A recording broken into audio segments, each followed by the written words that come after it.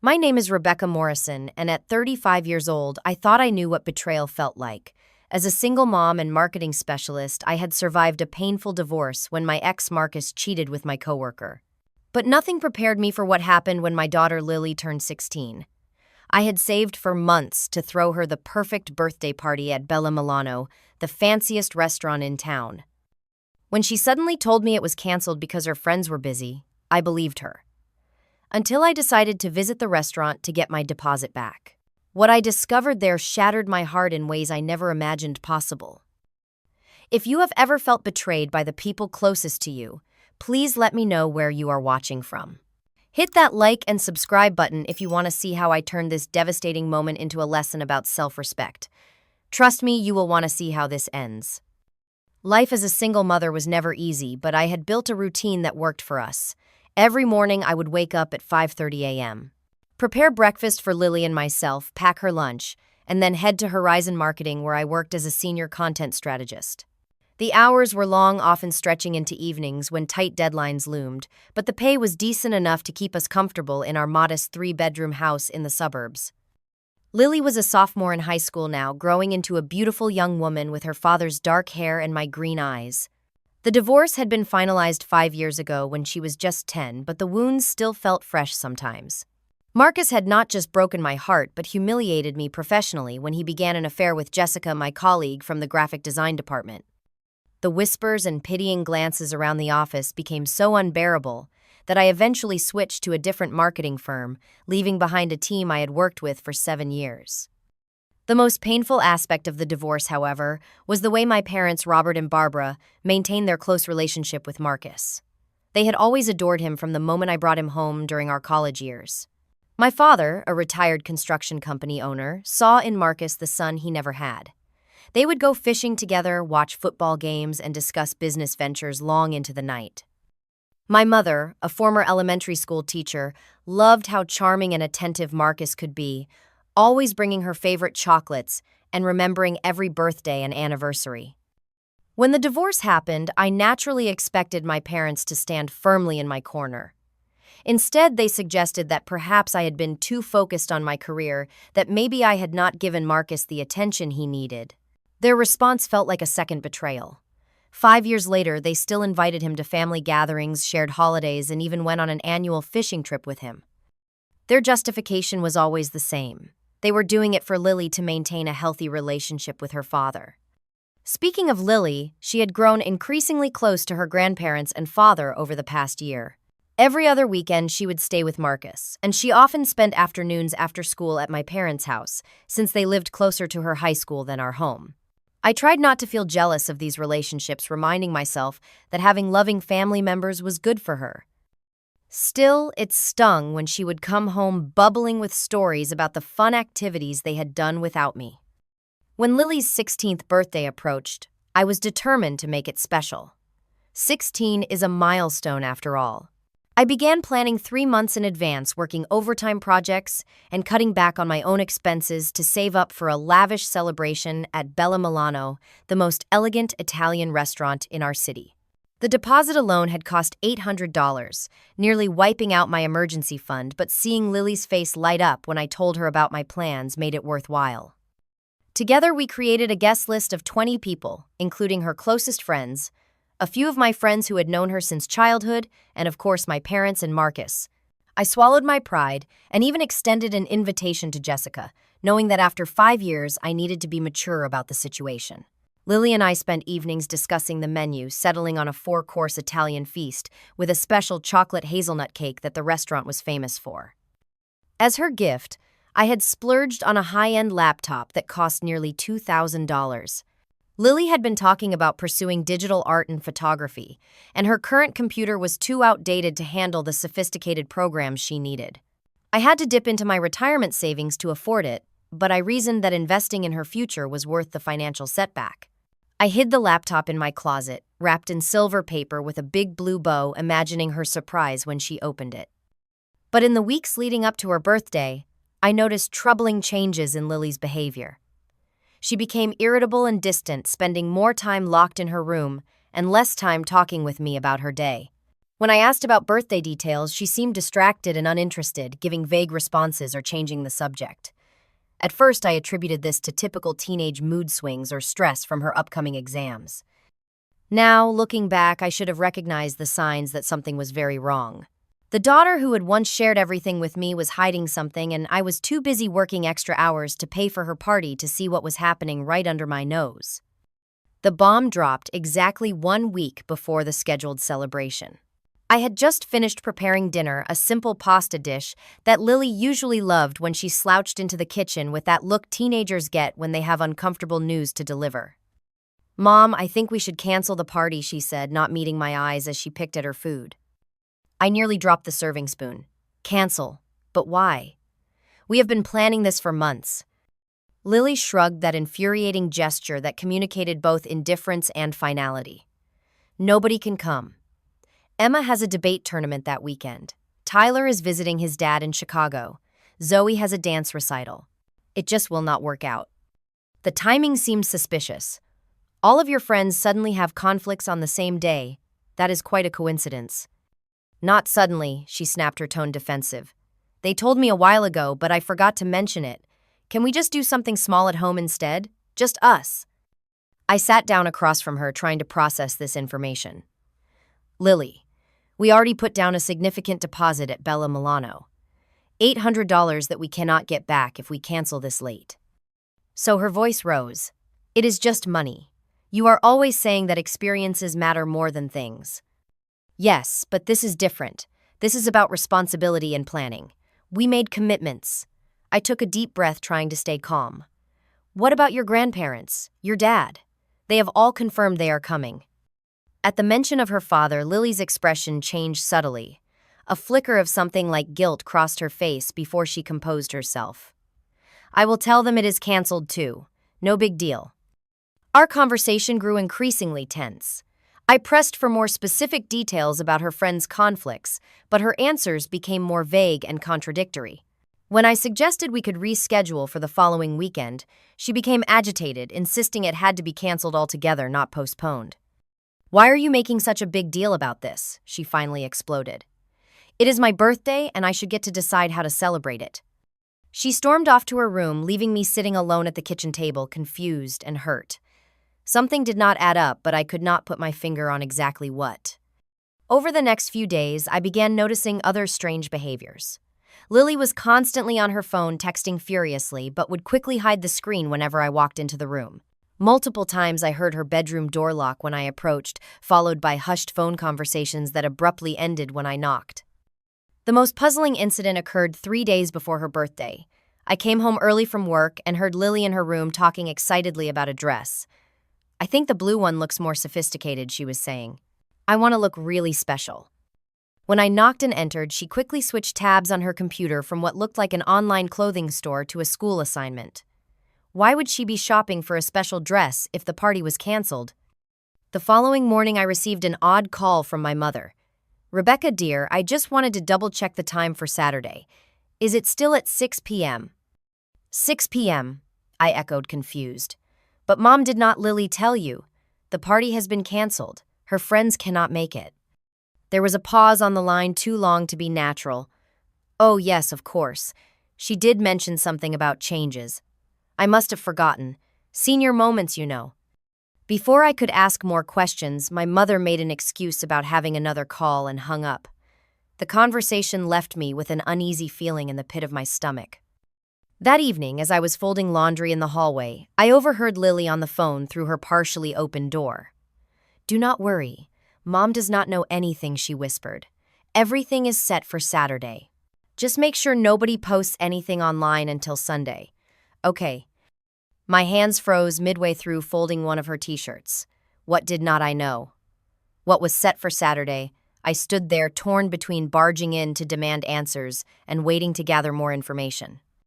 I chose the latter, and the next day at work, I confided in my colleague and friend Amy.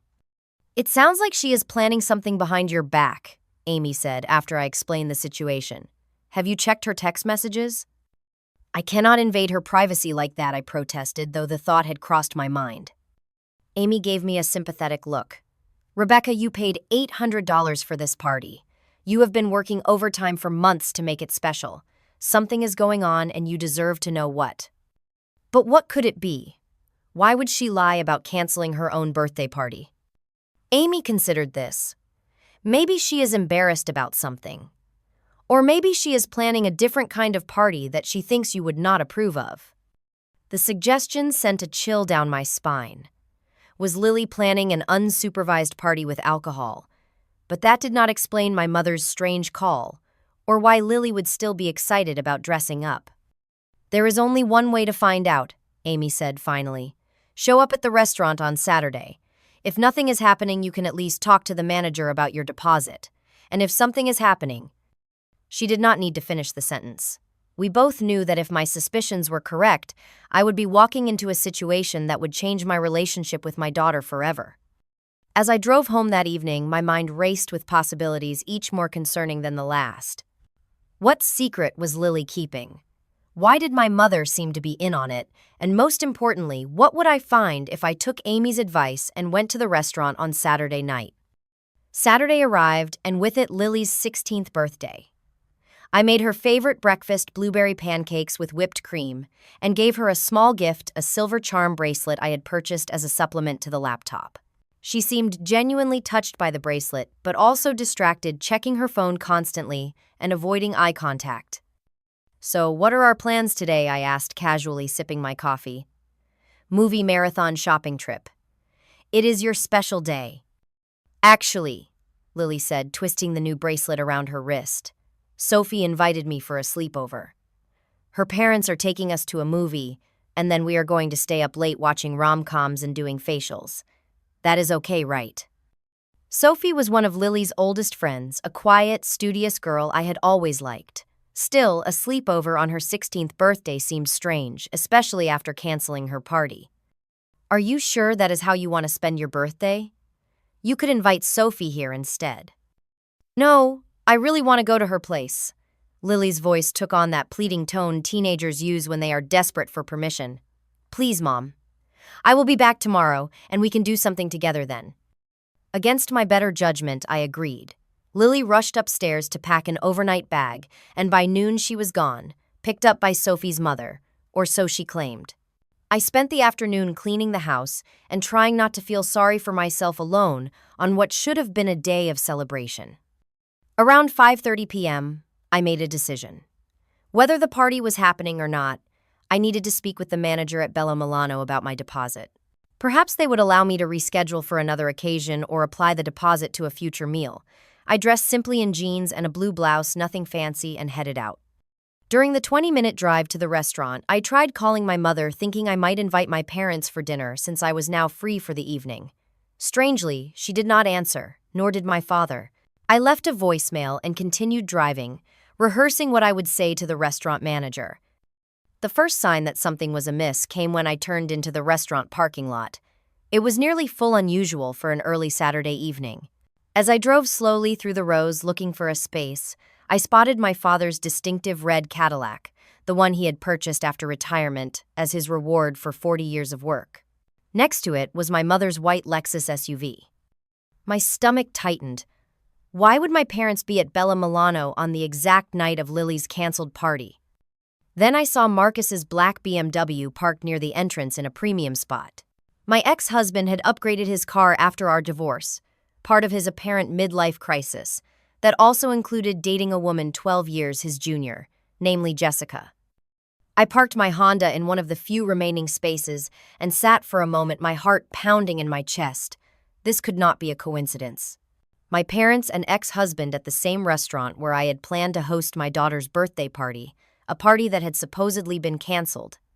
With trembling hands, I checked my appearance in the rearview mirror, applied a quick touch of lipstick, more out of habit than vanity, and stepped out of the car. The summer evening was warm, but I felt a chill run through me as I approached the restaurant's elegant entrance. The hostess greeted me with a professional smile. "Good evening, do you have a reservation?" I hesitated, then said, "Actually, I need to speak with the manager about a reservation under Morrison. It was for a Sweet 16 party." Her eyes widened slightly. "Oh, the Morrison party is already underway in our private dining room. Would you like me to show you there?" So there was a party. My suspicions had been correct. I nodded, not trusting myself to speak, and followed her through the main dining area toward a set of double doors at the back of the restaurant. As we approached, I could hear laughter and music spilling out. The hostess pushed open one of the doors, and the scene that greeted me made my blood run cold. The private dining room had been transformed into a celebration space with silver and blue decorations, Lily's favorite colors. A large banner hung across the back wall, but it was not a birthday banner. Instead, it read, "Congratulations, Lily and Marcus, on your new home." Around a long table sat at least 20 people, including my daughter, my ex-husband, my parents, Jessica, and many of Lily's friends, the same ones who supposedly could not attend her birthday party. They were all dressed elegantly, raising glasses in a toast that Marcus appeared to be giving. And so we welcome Lily to her new home, where she will have her own art studio, a bigger bedroom, and a family that cannot wait to make new memories together. Marcus was saying as Jessica, visibly pregnant, beamed beside him. Lily sat between them, wearing a stunning blue dress I had never seen before, looking happier than I had seen her in months. My parents sat across from them, nodding approvingly and smiling with pride. No one had noticed me, yet standing frozen in the doorway as the hostess discreetly withdrew. The table was laden with expensive dishes, multiple bottles of champagne, and an elaborate cake at the center. I recognized all the items from the premium menu I had agonized over affording the very meal I had put a non-refundable deposit on for Lily's birthday celebration. They were using my reservation, my deposit, celebrating without me, at my expense, both financially and emotionally. As the toast concluded and everyone drank, Lily happened to glance toward the door. Our eyes met and her smile vanished, replaced by an expression of shock and guilt.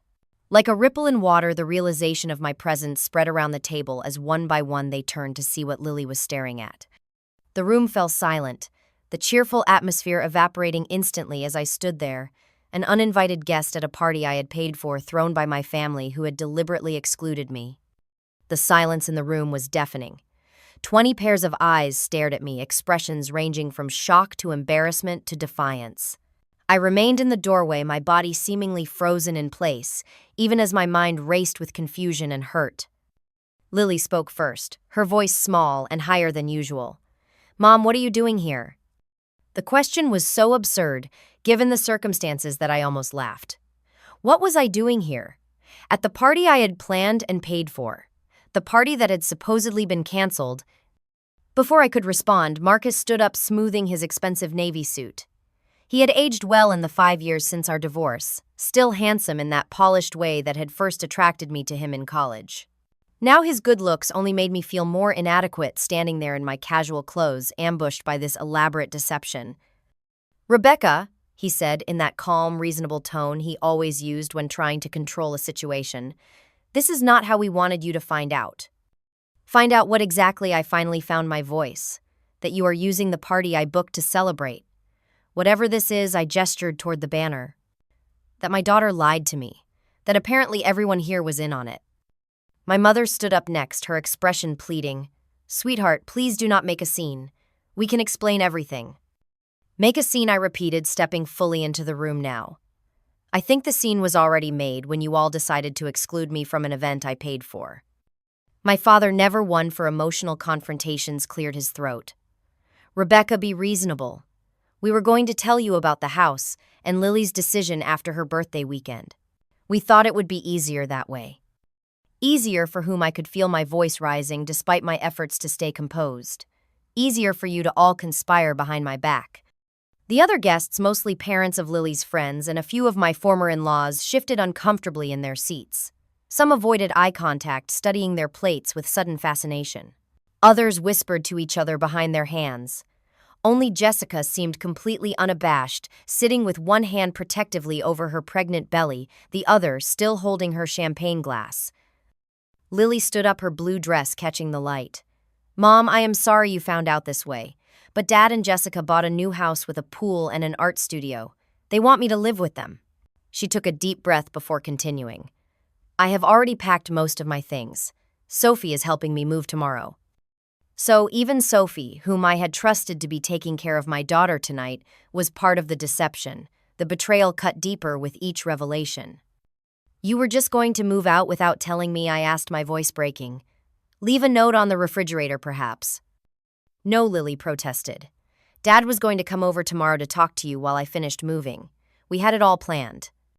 All planned, I echoed. Yes, I can see that. Marcus stepped around the table toward me. Rebecca, Lily will still see you regularly. But with the baby coming, we thought it would be good for her to be part of a complete family unit. She needs stability, a father figure present daily, and Jessica is excited to mentor her in art and design. Jessica nodded enthusiastically. I have already set up the studio with professional-grade equipment. Much better than that laptop you were going to give her. My head snapped up. How do you know about the laptop? A flash of guilt crossed Jessica's face as she realized her mistake. I turned to Lily, who could not meet my eyes. You went through my closet, you found your gift, and told them about it. I was looking for my blue sweater, Lily mumbled.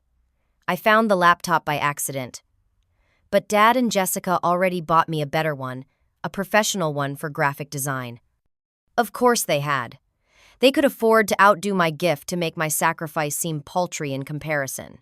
The laptop I had dipped into my retirement savings to buy was now redundant, a symbol of how easily I could be replaced and outdone. I turned to my parents, the pain of their betrayal, perhaps the sharpest of all, and you too. You knew about all of this and did not think to warn me, to prepare me. My mother looked genuinely distressed.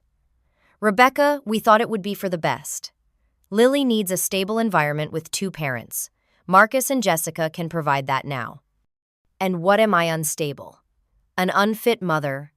The injustice of it burned in my chest. My father shook his head. No one is saying that. But Marcus has always been like a son to us, and this arrangement makes sense for Lily's future. The new house is in a better school district, closer to that art program she wants to attend. Like a son to you, I repeated the words like a physical blow. And what am I? Just the daughter who inconveniently got in the way of your relationship with your surrogate son. The hurt must have been evident in my voice because my mother reached for me, but I stepped back. All those fishing trips, football games, and family dinners where I had felt excluded suddenly made sense. They had maintained their relationship with Marcus not just for Lily's sake, but because they genuinely preferred him to me. Jessica, perhaps sensing the tension could work in her favor, decided to add her perspective. Rebecca, this is really about what is best for Lily. With the baby coming in 3 months, we want to create a real family. Lily is so excited to be a big sister. I looked at my daughter, who had been the center of my world for 16 years. Is that true? You want to live with them and the new baby? Lily nodded, though, with less certainty than before. They have space for me to pursue my art. And I will still see you, Mom. Just not every day. Each word was another crack in my heart. I had worked so hard as a single mother, sacrificed so much to give Lily a good life. Now she was choosing the easier path, the more affluent household, with its art studio and swimming pool, the ready-made family with the pregnant stepmom and doting father, who had been absent for most of her childhood. I looked around the table at the other parents, people I had thought were my friends, and all of you were comfortable with this deception, letting your children lie to me about being too busy to attend Lily's party. Emma's mother, a woman I had carpooled with for years at least, had the decency to look ashamed. We were told it was a surprise party for you too, that you would be brought in later. We only realized the truth when we arrived. So not everyone had been deliberately cruel. Some had simply been misled, drawn into Marcus and Lily's web of lies without fully understanding the situation. Still, none of them had thought to call me or question why I was not present at my own daughter's celebration. As I stood there processing the multiple layers of betrayal, the restaurant manager appeared at my side. Miss Morrison, is everything all right? Would you like to join your party? Join my party. The absurdity of the question nearly broke me. This was no longer my party. It had been coopted, transformed into a celebration of how thoroughly I had been replaced in my daughter's life, in my parents' affections, in what had once been my family. I realized then that I had a choice to make. I could break down crying, creating the scene they all clearly expected from me. I could storm out dramatically, giving them a story to tell for years about how unreasonable I had been. Or I could maintain my dignity and take back what little control remained to me in this situation. Taking a deep breath, I made my decision. Actually, I said to the manager, my voice steadier than I expected. May I speak with you privately for a moment?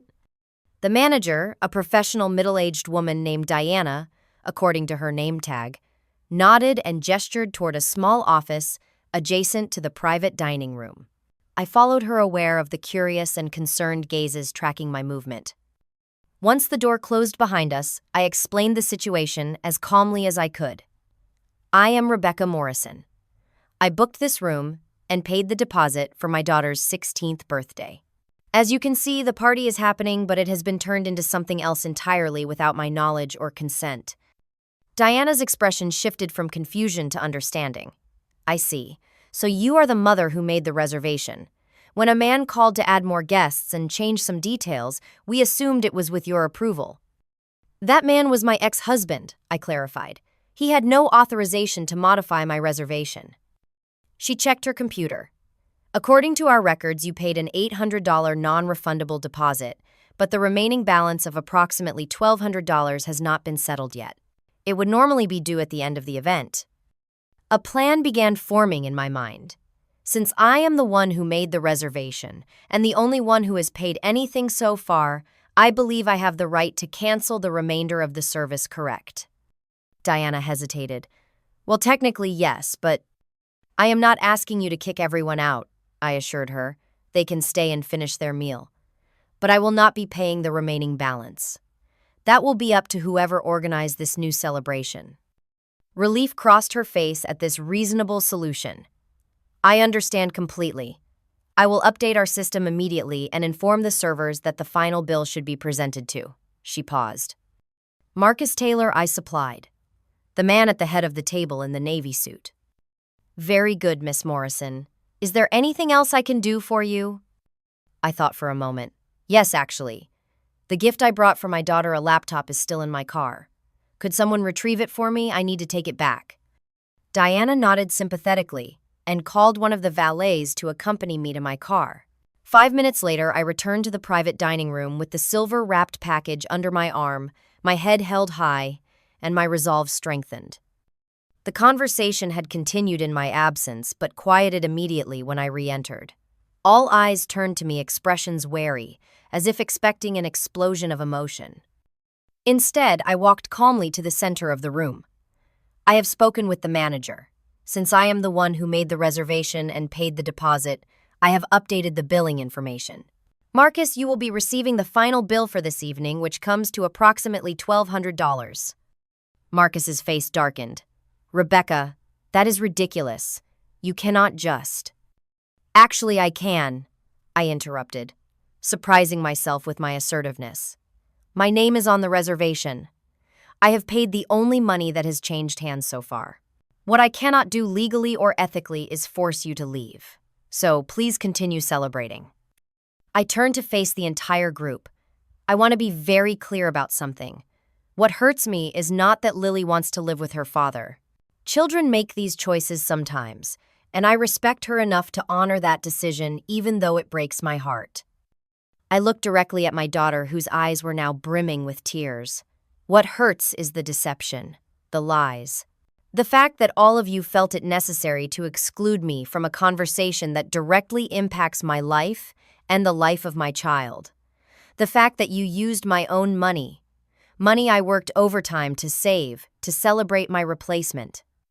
Mom, it was not like that, Lily protested weakly. Then what was it like? I asked, genuinely wanting to understand. Help me see how this was meant to be anything but cruel. She had no answer, and in her silence I found mine. I placed the silver package on the table. This was going to be your birthday present. A laptop for your digital art, something you have been talking about for months. It cost me $2,000 money from my retirement account that I will not get back. But clearly you do not need it now that you have a professional setup waiting for you. Several guests shifted uncomfortably. My father cleared his throat. Now, Rebecca, there is no need to discuss financial matters in front of everyone.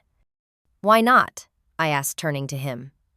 You did not seem concerned about propriety when you were toasting my replacement as Lily's parent. When you called Marcus the son you never had right in front of me, your actual child. My father had the grace to look ashamed. That is not what I meant.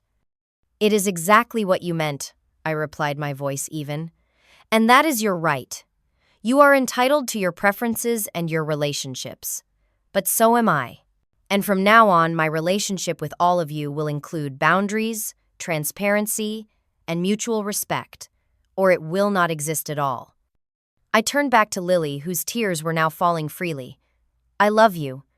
I have loved you every day of your life, through every tantrum, every triumph, every ordinary Tuesday. That will never change. But I deserve better than lies and secrets, especially from you. To Marcus and Jessica, I said, congratulations on your new home and your growing family. I hope it brings you joy. But know this, if you want Lily to live with you full time, we will need to revisit our custody agreement and child support arrangements formally through proper legal channels. Until then, the current arrangement stands.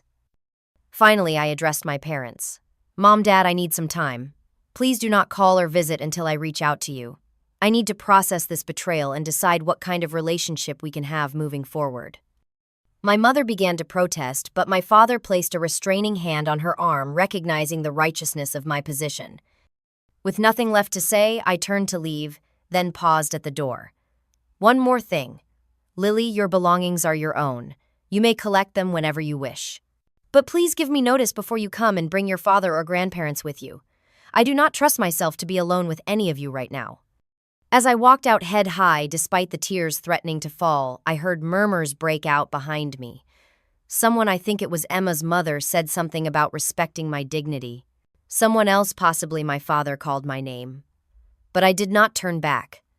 In the parking lot, I sat in my car for several minutes, hands gripping the steering wheel, breathing deeply to maintain my composure. The emotional storm I had been suppressing threatened to overwhelm me now that I was alone, but I refused to break down where they might see me if they followed. Instead, I started the engine and drove home to the house that would soon feel much emptier without Lily's presence. Only when I had locked the door behind me did I finally allow myself to cry deep, racking sobs that came from a place of profound loss and betrayal. But even as I cried, a small voice inside reminded me of how I had stood up for myself, how I had maintained my dignity in the face of humiliation. That voice would grow stronger in the days to come, guiding me toward a new chapter in my life, one where I would rebuild on my own terms. The morning after the confrontation at Bella Milano, my phone exploded with notifications. There were 12 missed calls from Lily, 7 from my mother, 5 from Marcus, and countless text messages from all three, plus a few from my father, and even one from Jessica. I silenced my phone without reading any of them, needing space to process my emotions before engaging with those who had hurt me. By noon, the doorbell began ringing intermittently. I peeked through the blinds to see my mother standing on the porch, then later Marcus, and finally Lily herself, tears streaming down her face as she rang repeatedly. I remained inside, invisible and unavailable. It might have seemed childish to some, this refusal to engage, but I knew that any conversation in my current emotional state would only make things worse. Instead, I called Amy, who arrived within the hour bearing comfort food and a bottle of wine despite the early hour. You did what she exclaimed when I recounted the previous night's events. Rebecca Morrison, I have never been prouder of anyone in my life. You stood up to all of them without losing your cool. Her approval warmed me. I was terrified the whole time. My knees were literally shaking. But they did not know that, Amy pointed out. All they saw was a woman refusing to be walked over. She poured us each a glass of wine. So what happens now? It was the question I had been asking myself all night. I do not know. Lily will move in with Marcus and Jessica, I guess. They will be one big happy family with the new baby. And you? What do you want? I considered this carefully. I want to be treated with respect. I want boundaries. I want my relationship with Lily to heal, but I cannot force that. She needs to understand how deeply her actions hurt me. Amy nodded. And your parents? That is harder, I admitted. They have always favored Marcus, but I never realized how much until Dad called him the son he never had, right in front of me. That was cruel, Amy agreed. Intentional or not. We spent the day together, alternating between serious conversation and mindless comedy movies that required no emotional investment. By evening, I felt strong enough to check my messages, reading them with Amy beside me for moral support. Lily's text progressed from defensive. You embarrassed me in front of everyone to guilty. I am sorry about the laptop to frightened. Please answer, Mom. I love you. My mother's messages were similarly mixed simultaneously, justifying their actions and expressing concern for my well-being. Marcus's texts were predictably practical, focusing on logistics of Lily's move and suggesting we handle this like adults. Are you going to respond? Amy asked after I had read them all. Not yet, I decided. They all need to sit with what they did for a bit longer. 3 days passed before Lily appeared at my door after school, accompanied by my father. I let them in, maintaining a calm exterior despite my pounding heart. Mom, I am so sorry, Lily began immediately, her eyes red from crying. I never meant to hurt you. I just got excited about the new house and the art studio, and Dad said we should make it a big surprise. A surprise is a birthday cake, I replied quietly. This was a major life decision made without my input or knowledge. Do you understand the difference? She nodded miserably. My father cleared his throat. Rebecca, I want to apologize too. What I said at the dinner was thoughtless and cruel. Marcus is not the son I never had. You are my daughter and I love you. I should have been more considerate of your feelings. His apology seemed genuine, but the damage was not so easily repaired. Thank you for saying that, Dad, but I need you to understand that this is not just about one thoughtless comment. It is about years of making me feel like the inconvenient obstacle in your relationship with Marcus. That was never our intention, he protested. Intentions matter less than impact, I said, a phrase I had rehearsed with Amy. The impact of your choices has been painful for me repeatedly. We talked for over an hour, establishing new boundaries and expectations. Lily would indeed move in with Marcus and Jessica, but would spend every Wednesday night and alternating weekends with me. My parents would respect my need for space and would no longer discuss me with Marcus, or vice versa. The conversation with Marcus occurred the following evening, this time with my lawyer present via video call, a precaution Marcus clearly had not expected. Is this really necessary? He asked, gesturing to the laptop screen where my attorney waited patiently. Given recent events, yes, I replied calmly. We need to formally adjust our custody agreement and child support arrangements. Child support? Marcus looked genuinely surprised. But if Lily is living with me primarily, surely you should be paying me child support. My lawyer interjected smoothly. Mr. Taylor, that is not how family law typically works in cases like this. Miss Morrison has been the primary caregiver for over 5 years. The courts generally recognize that arrangement, even when a teenager chooses to change residences. Additionally, there are educational expenses, healthcare costs, and other considerations that do not simply disappear because your daughter is sleeping under your roof more often. Marcus's face reddened, but he controlled his temper, another indication that he had not expected this level of preparation from me. By the end of our meeting, we had outlined a revised agreement that my lawyer would formalize. As Marcus prepared to leave, he paused. For what it is worth, Rebecca, I am sorry about how everything happened at the restaurant. It was insensitive. Yes, it was, I agreed, not offering absolution. He had apologized for the method, not for excluding me from decisions about my daughter's life. The distinction mattered. The weeks that followed brought significant changes. Lily moved the majority of her belongings to Marcus's new house, leaving her room at my place looking sparse and unlived in. Our Wednesday dinners were initially awkward, with Lily alternating between excessive chattiness and moody silence. Gradually, though, we established a new rhythm, learning how to reconnect despite the altered circumstances. At work, I channeled my emotional energy into a proposal I had been developing for months, a digital marketing campaign targeting women in transition, whether from divorce, empty nesting, or career changes. My personal experience had given me insights into the vulnerabilities and strengths of women navigating major life shifts, and my presentation to the executive team was passionate and persuasive. This is exceptional work, Rebecca, my director said afterward.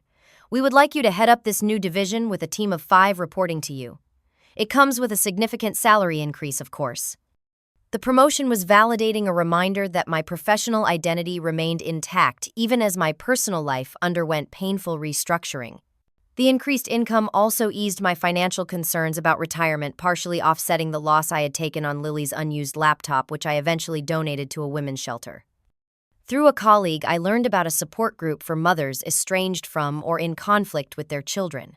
While my situation with Lily was not as severe as some, the group provided valuable perspective and coping strategies. There I met other women who understood the unique pain of having your child choose someone else, whether a father, step-parent, or partner. The hardest part, shared Diane, a mother whose son had cut contact for 3 years, is accepting that you cannot control their choices. You can only control your response. Her words resonated deeply, helping me release some of the resentment I had been harboring. I could not force Lily to prioritize me, but I could demonstrate through my actions what healthy boundaries and self-respect looked like. With my increased salary, I decided to renovate my home, starting with Lily's room. I transformed it into a combination guest room and reading nook with built-in bookshelves and a comfortable daybed. The project was therapeutic, a physical manifestation of my emotional renovation. "It looks amazing," Lily commented on her first visit after the renovation. I detected a note of surprise in her voice, perhaps even a hint of regret. "I wanted something that would work for both of us," I explained. "It is still your room when you stay here, but also functional for me when you are not." "It is really nice," she said softly, running her hand along the new desk by the window. "Maybe I could do some drawing here sometimes." It was a small olive branch, but I accepted it gratefully. I would like that. By the 6-month mark after the restaurant incident, subtle but significant shifts had occurred in all my relationships. Lily had begun calling me more regularly between visits, sharing details about school and art projects without prompting. My parents had respected my boundaries, waiting for me to initiate contact rather than forcing reconciliation. Most surprisingly, my relationship with Jessica had evolved from antagonistic to cautiously respectful. After she gave birth to a baby boy, she reached out with a thoughtful email, acknowledging the difficulty of the situation and expressing hope that we could coexist peacefully for Lily's sake. I appreciated her initiative and responded in kind, laying the groundwork for a civil, if not warm, relationship. As for Marcus, we maintained a strictly co-parenting relationship, communicating primarily through email and focused exclusively on Lily's needs. I no longer felt the sting of rejection or betrayal when dealing with him, just a distant recognition of someone who had once been central to my life, but now occupied only a peripheral role. The transformation in my own sense of self was perhaps the most profound change of all. The woman who had stood in that restaurant doorway, shocked and humiliated, had been replaced by someone stronger, someone who understood her own worth and refused to accept less than she deserved. The journey had been painful, but the destination was worth every difficult step. 6 months to the day after the infamous restaurant incident, I stood in my newly renovated kitchen preparing a small dinner party. The granite countertops gleamed under the pendant lights, a home improvement project I had completed the previous month with the bonus from my promotion. Music played softly in the background as I arranged a charcuterie board, smiling at the sound of laughter from the living room. "Need any help in here?" Amy poked her head around the corner, wine glass in hand. "I think I have got it covered," I assured her. "But you could open another bottle of red. The corkscrew is in the drawer by the refrigerator." So much had changed in half a year. The pain of betrayal had not disappeared entirely, but it had transformed into something more manageable. A dull ache rather than a sharp stab. More importantly, I had discovered strengths I never knew I possessed, building a new life that felt authentically mine rather than a reaction to loss. Lily arrived precisely at 6 p.m., her timing a small but significant demonstration of respect. She carried a bouquet of sunflowers, my favorites, and a portfolio of recent artwork. "The flowers are beautiful," I said, embracing her. "Thank you." "I wanted to bring something special," she replied, "and I thought maybe after dinner you might want to look at some of my new pieces, the ones I have been working on in both studios." Both studios. The acknowledgement that she created art in my home, as well as at Marcus's house, felt meaningful, a recognition that she belonged in both places. I would love that, I told her sincerely.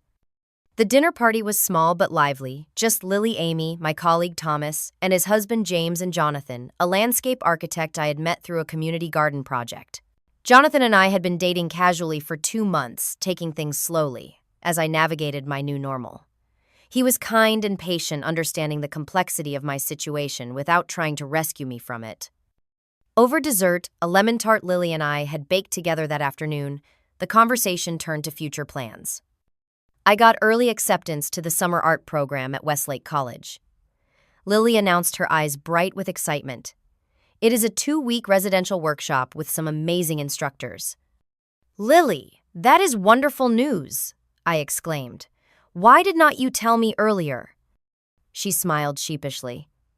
I just found out yesterday. Dad wanted to tell you himself, but I said this was my news to share. The old Lily might have let Marcus take over, might have excluded me from the celebration. This small assertion of independence of our mother-daughter connection felt like healing. We should celebrate properly, I suggested. Maybe a special dinner next week, just the two of us. I would like that, she agreed. After our guests departed, Lily helped me load the dishwasher, a comfortable silence between us. Finally, she spoke. Mom, can I ask you something? Of course. Are you happy, with everything that has happened? Are you okay? I considered the question carefully. I am more than okay. I am stronger than I was before, happier in some ways because I am living more authentically. I closed the dishwasher and turned to face her. The changes were painful but necessary. Sometimes we need to be broken open to grow into who we are meant to be. Lily nodded, thoughtfully. I think I understand that better now. She hesitated, then added, I am sorry I hurt you. I got caught up in Dad's excitement about the new house and the baby. Everything seemed so perfect there, like a movie family. And real life is messier, I acknowledged. Yeah. Dad and Jessica argue sometimes. The baby cries at night. Nothing is perfect. She shrugged. But I am glad I get to have both homes. Both families. It was the first time she had referred to our smaller household as a family, a validation that size and conventional structure were not what defined that bond. The following weekend, I met my parents for lunch at a neutral location, a cafe halfway between our homes. 6 months of limited contact had given us all perspective, and while our relationship would never be the same, we were establishing a new foundation based on mutual respect rather than obligation.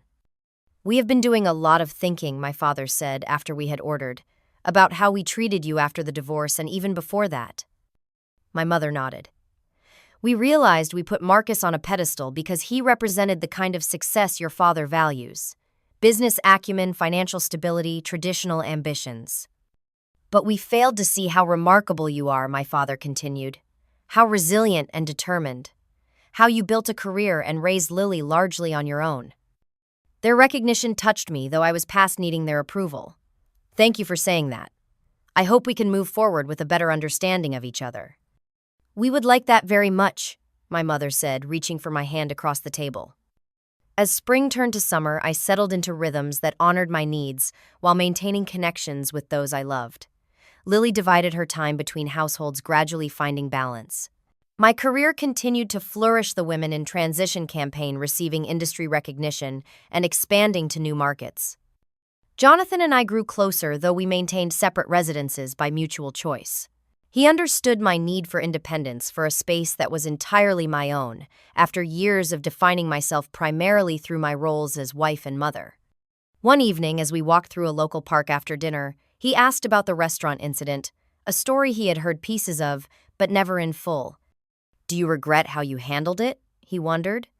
Walking away without causing a scene? I considered this. Not at all. In that moment, I discovered something essential about myself. I learned that I could face betrayal without becoming bitter, that I could set boundaries without burning bridges. Most importantly, I learned that when you stand up for yourself with dignity, you teach others how to treat you. That is profound, Jonathan said, squeezing my hand. It was a painful lesson, I admitted, but necessary. I had spent so many years putting everyone else first, I had forgotten how to prioritize my own well-being. When I walked out of that restaurant without paying for a party that excluded me, I was reclaiming more than just money. I was reclaiming my self-respect. Now, as I reflect on that turning point 6 months later, I understand that the greatest betrayals sometimes lead to the most important transformations. The party that was canceled became the catalyst for a new beginning, one where I no longer defined myself by others' perceptions or needs, but by my own values and boundaries. The path has not been easy. There are still difficult days, moments when old hurts resurface or new challenges arise. but I face them differently now, with confidence that I can weather whatever comes without losing myself in the process. If you have ever felt betrayed by those closest to you, know this: your worth is not determined by how others treat you, but by how you treat yourself in response. Setting boundaries is not selfish, it is necessary. And sometimes walking away from a table where you are not valued is the first step toward finding your proper place. Have you ever had to stand up for yourself against people you love? How did you balance setting boundaries with maintaining relationships? I would love to hear your stories in the comments below. If this story resonated with you, please hit the like button and subscribe to my channel for more real-life experiences and lessons learned. Thank you for sharing this journey with me, and remember, your dignity is non-negotiable. Take care of yourselves, and I will see you in the next video.